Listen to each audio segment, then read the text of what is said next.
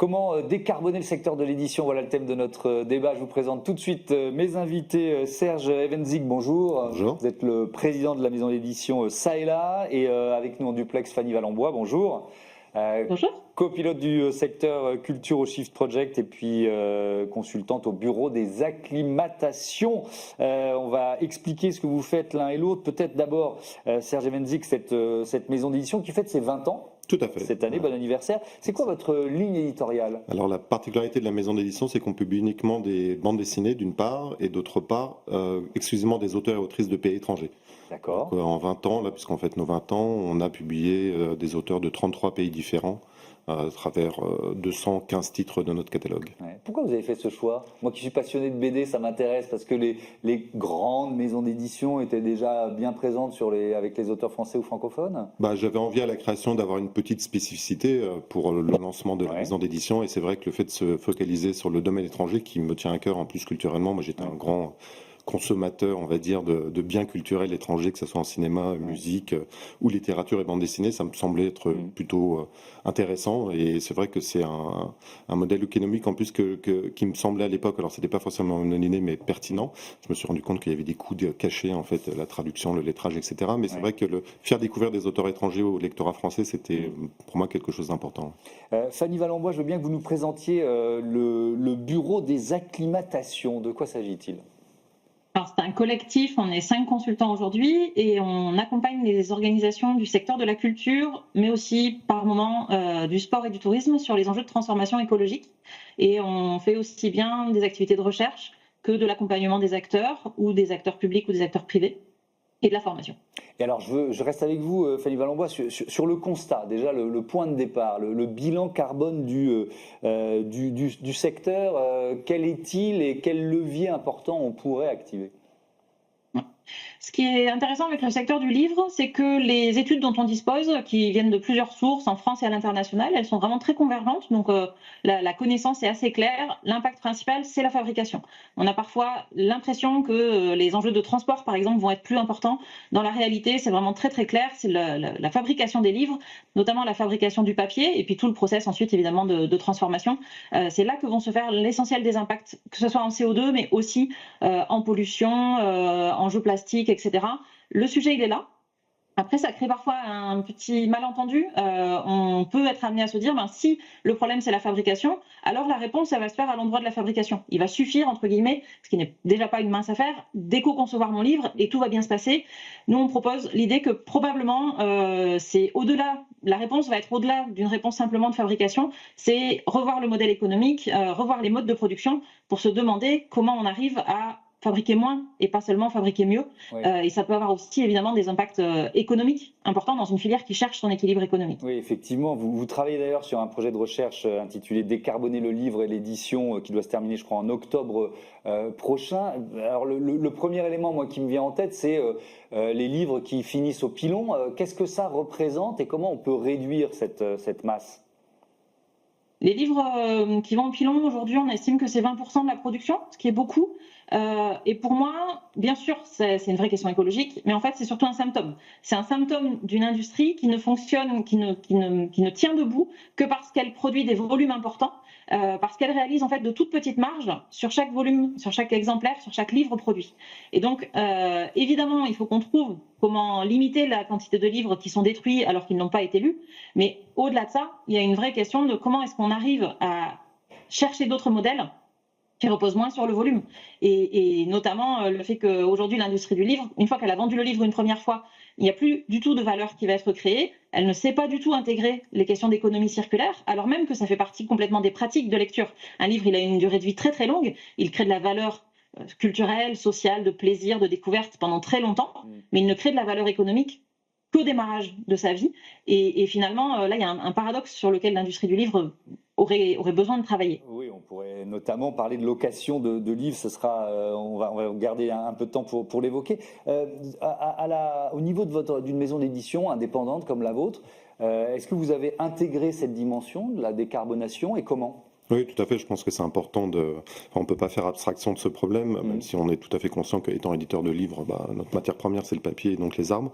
Je pense que pour réagir aussi à ce qui a été dit, une des modalités de réflexion et de réponse qu'on peut apporter, c'est de réduire le nombre de parutions, en fait. C'est le levier le principal, je dirais, pour une maison d'édition qui contrôle complètement le nombre de titres qu'elle va publier chaque année.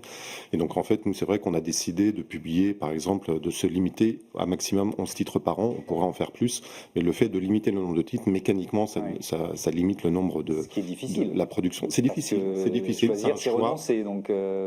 Tout à fait, mais je pense que voilà, quand on est conscient de la problématique de la décarbonation, on n'a pas le choix. Et il y a aussi d'autres leviers qu'on peut utiliser, notamment le fait de réduire les tirages ou d'ajuster les tirages, puisqu'un des problèmes, effectivement, on parle des retours, il y a effectivement 20-25% de retours en moyenne. C'est vrai aussi pour la bande dessinée. C'est vrai pour la bande dessinée comme le reste de l'édition. Dans le monde de l'édition, ça représente à peu près 100 millions de livres par an. Dans le monde de la bande dessinée, un peu moins. Le marché de la bande dessinée représente à peu près 20% du marché de l'édition globale. Mais donc, on est confronté à ça et on doit trouver les moyens d'ajuster au mieux nos tirages pour limiter ce gâchis, en fait, ces retours. Et alors comment vous faites? Parce qu'il y a la volonté, puis ensuite il y a la difficulté de mise en œuvre. C'est très très compliqué, c'est-à-dire qu'on doit travailler main dans la main avec nos distributeurs et avoir accès à des bases de données aussi qui nous donnent des estimations de vente en temps réel quasiment chez les libraires pour pouvoir gérer une réimpression ou pas. C'est-à-dire que ce qui pose un problème aussi, c'est la réimpression de trop qui souvent finit à 100% au pilon. Ça, on a besoin d'outils statistiques, d'outils qui nous permettent, nous, d'évaluer la réalité des ventes sur le marché par les libraires pour permettre d'ajuster nos tirages. Un des moyens aussi qu'on a, c'est d'essayer de limiter la distance qu'il peut y avoir entre les endroits où le papier est fabriqué, où les livres sont imprimés. C'est-à-dire que ça n'a pas de sens de faire imprimer un livre en Italie si le papier vient de Scandinavie, comme ça arrive souvent, pour après l'envoyer en France. Donc on essaye de raisonner là-dessus, de travailler là-dessus avec nos imprimeurs. Et la filière est prête pour ça, ou alors il y a des mauvaises habitudes tellement ancrées que c'est difficile de favoriser le circuit court en quelque sorte? Ça évolue. C'est-à-dire que les imprimeurs sont conscients de ça, que ce soit des imprimeurs en France ou des imprimeurs en Europe de l'Est ou dans d'autres pays européens. Il se trouve qu'en France, il n'y a quasiment plus de fabrication de papier, donc c'est un vrai enjeu et c'est une vraie problématique. Mais on peut trouver, par exemple, quand on travaille avec des imprimeurs dans les pays baltes, comme nous, ça nous arrive, s'arranger pour utiliser du papier fabriqué en Scandinavie, parce que là, pour le coup, les distances sont très limitées. Donc, évidemment, après, il y a la distance de transport, mais voilà, c'est des petites astuces qu'on peut essayer de mettre en œuvre. Fanny Valenbois, est-ce qu'il y a une prise de conscience des grandes maisons d'édition sur ces questions-là? Oui, indéniablement. Pour certaines, depuis plusieurs années. La prise de conscience les leviers qui sont mis en œuvre sont d'ordre très divers selon les maisons, mais je crois qu'aujourd'hui à peu près toutes les maisons s'en emparent, les indépendantes comme les grands groupes effectivement. Nous on a la chance dans le projet de recherche qu'on porte d'avoir beaucoup de maisons qui travaillent avec nous. Sur le projet que vous mentionnez à l'instant de location de livres en librairie, on a une dizaine de maisons qui vont partir dans l'expérimentation avec nous. Donc oui, indéniablement, et d'ailleurs on le voit au niveau des institutions, que ce soit les différents syndicats, aussi bien des libraires que des auteurs, que des éditeurs, ont des groupes de travail en place, travaillent à des projets de charte, de formation, etc. Donc oui, ça bouge. Oui. Donc vous voulez nous faire vider nos bibliothèques dans nos salons? Ça peut être beau une bibliothèque avec des beaux livres. Non, mais je suis assez d'accord avec vous. Passer de la possession à la location, c'est ça le modèle qu'on pourrait commencer à développer? En tout cas, c'est un modèle complémentaire, parce que moi, je ne suis pas prête à renoncer aux livres qui sont effectivement partout autour de moi, mais je me rends compte que pour un certain nombre de livres, la propriété n'est pas pertinente pour moi. Personnellement, je contribue beaucoup aux boîtes à livres, aux dons, à la revente parfois, etc. Et on se rend compte aussi, c'est ce que je disais tout à l'heure, que le modèle économique aujourd'hui, il est vraiment basé sur les volumes, ce qui veut dire que des maisons comme ça et là, comme d'autres maisons qui essayent d'avoir une production raisonnée, en fait, elles ont énormément de difficultés à exister parce qu'elles ne vont faire que de faibles marges sur les exemplaires.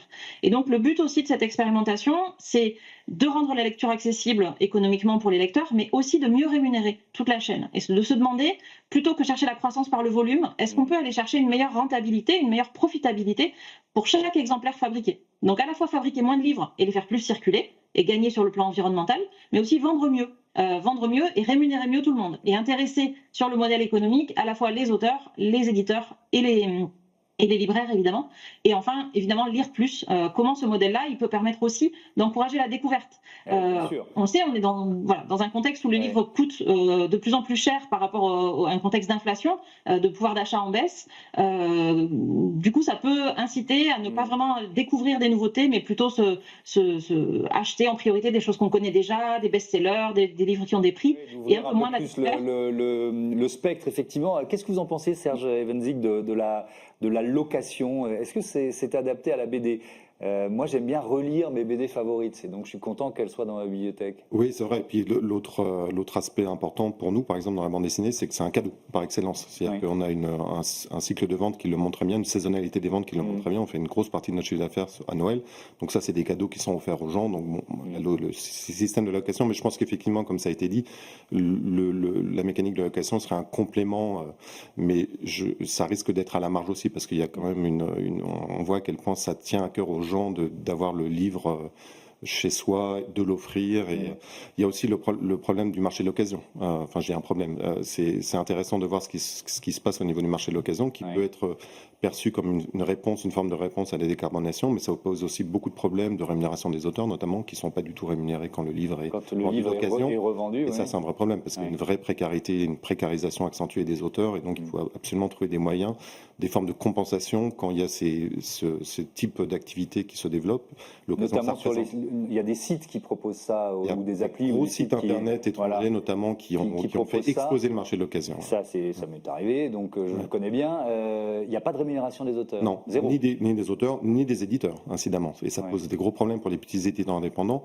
Sur des typologies de livres comme par exemple le polar ou la bande dessinée, c'est en train d'exploser. Ça représente 20% du marché du polar, l'occasion. Donc il faut faire vraiment... Quand on fait peu de marge, effectivement, c'était... Et donc c'est quoi? C'est un espace de décision européen?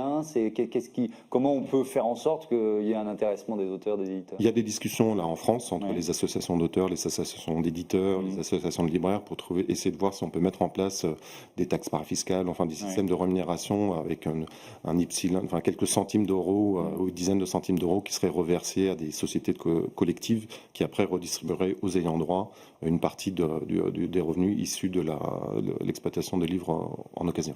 Merci beaucoup. Merci à tous les deux et à bientôt sur Be Smart for Change. On passe tout de suite à notre rubrique Startup et Innovation.